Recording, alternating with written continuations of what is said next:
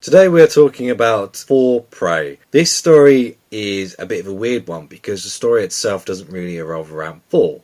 Instead, the protagonist of this story, so to speak, is Donald Blake. Now, Donald Blake hasn't really been relevant since the creation. It's much like Grey Hulk or Daredevil's yellow costume. Like, it happened for a bit, but as soon as Thor developed into something else, the mythos completely changed and he was kind of tossed to the side. What Donny Cates has decided to do with the story is to bring him back and kind of give him kind of some spotlight, some kind of closure. And it's honestly riveting. It really is. It takes a little while to get into, don't get me wrong, but Donald Blake has been trapped in paradise, essentially, and Thor is dealing with being king, and he kind of wants a break. So he decides to switch places with Donald to kind of have some clarity, have some time to himself, just relax. But as soon as he unleashes Donald is fed up with paradise. He doesn't like paradise anymore. He has slaughtered everybody in paradise, including one of Thor's friends. I don't know how Thor's friend got in there, but it's kind of weird because he escapes and then he just literally goes on a rampage. He beats up all the Asgardians. Like, this is just a normal bloke, and he is just like mad. He is so mad that he just literally just trumps anyone who gets into his way. And then partway through it, he's like, you know what? I hate Thor.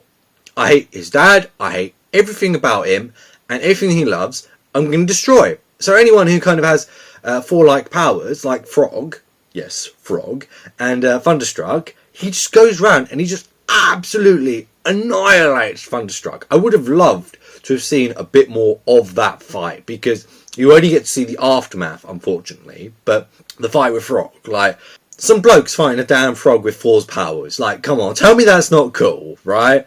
That was awesome. But the highlight for me was when he came face to face with Jane Foster. Now, Jane's had like her own little thing and her resurgence recently, but he doesn't know that. He doesn't know that she was Thor and that she's a Valkyrie now. And he's like kind of saying, you know, Jane, I've been gone for so long. I've missed you. I love you. I don't know what I'm doing with my life and stuff like that. And he's confiding in her. And it's such a beautiful moment in this mad comic, right? And then she's like, Donald, I need to tell you something. And she tells him, like, all the adventures she's had as being Thor and Valkyrie. And it just pushes him over the edge. And he's like, that's it. I'm going to kill everyone. It's sweet. It's so, so sweet. Let's get into the spoiler portions of it, right? So Jane has to seek out Odin, who I thought was dead. I thought he was dead. He's not. And he's not as powerful as he was before, but Jane's like, look, I need your help. This guy's going nuts. You trapped him once. Can you do it again? We need to save Thor because he's stuck in paradise. And the ending kind of does this whole kind of wrap-up thing. I would say it was good for what it was, and I do really enjoy the setup that we're going to get for Donald Blake and what he will continue to do afterwards. But it was a bit too cookie cutter. There was an awesome bit with the destroyer armor, but aside from that, it didn't really add very much to it. I do really, really like Donny Cates' run in Thor, and I would highly recommend it because I've tried to get into Thor multiple times, and this is the only one that has pulled me in and gone, yes, you're reading it, you're going to love it. And I do. It's phenomenal. Absolutely phenomenal.